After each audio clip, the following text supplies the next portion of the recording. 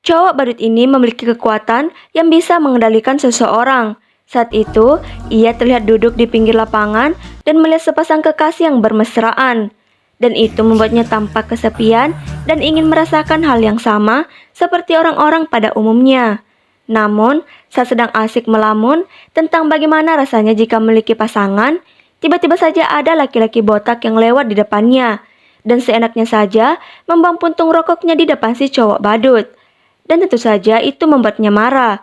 Saat itu juga, si badut berdiri dan menggunakan kekuatannya untuk memberi pelajaran terhadap laki-laki botak itu, karena telah membuang sampah di sembarang tempat. Selanjutnya, gerombolan siswa datang ke lapangan untuk melakukan ospek. Namun, beberapa panitia laki-laki itu tampak menyiksa semua siswa baru di sana dengan kejam. Mereka juga melakukan pelecehan terhadap beberapa siswi baru.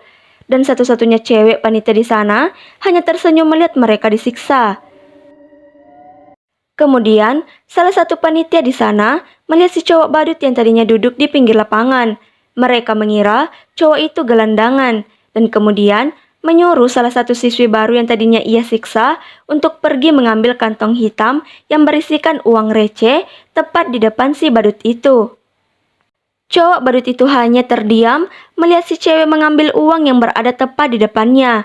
Namun, saat cewek itu memberikan kantong hitam yang berisikan uang receh, senior laki-laki itu justru membuangnya dan memarahinya. Dan laki-laki itu juga berteriak ke arah si badut dan menghinanya. Saat itu juga, si badut meninggalkan tempatnya dan menuju ke arah mereka. Saat itu, salah satu panitia laki-laki maju dan berniat memukulnya dengan botol kaca. Seketika itu juga, si badut menggunakan kekuatannya dan membuat si laki-laki itu jungkir balik dan botol kaca yang sebelumnya ia pegang pun pecah dan mengenai wajahnya hingga terluka dan berdarah. Ia pun kaget dan akhirnya pingsan. Kemudian, ketua ospek siswa itu menyuruh satu-satunya anggota ospek laki-laki yang tersisa untuk kembali melawan si badut. Akan tetapi, laki-laki itu tidak mau karena takut. Namun, ketua tersebut memaksa dan menariknya maju untuk melawan si badut. Akan tetapi, belum sempat melawan, si badut langsung menggunakan kekuatannya lagi dan membuat laki-laki itu kehilangan kedua matanya. Setelah itu, si cowok badut itu lanjut menyiksa cewek yang juga merupakan salah satu panitia ospek di sana. Ia membuat cewek itu muntah tanpa henti hingga akhirnya mengeluarkan darah. Cewek itu pun ketakutan dan terus berteriak meminta tolong. Namun anehnya, sebelum sempat menyiksa ketua ospek itu, tiba-tiba saja si badut menghilang bersama dengannya. Dan semua orang-orang yang tadinya ia sempat lukai hingga pingsan, akhirnya terbangun dan kembali normal, seolah-olah kejadian itu hanya mimpi. Tidak sedikit pun ada luka yang terlihat pada diri mereka, dan itu membuat mereka tampak senang. Selanjutnya, si badut berpindah tempat dan sedang menunggu seorang cewek yang ia suka.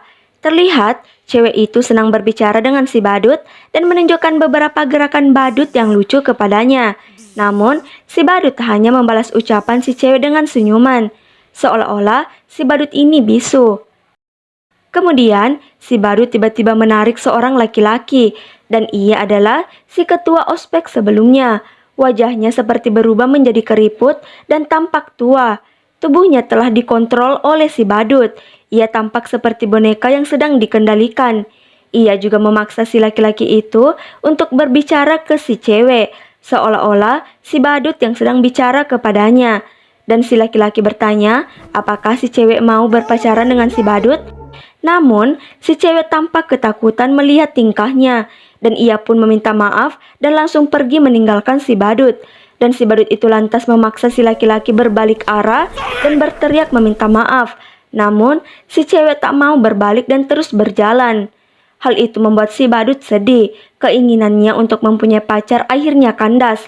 Dan ia pun pergi ke dunianya yang tak berwarna dan tampak suram.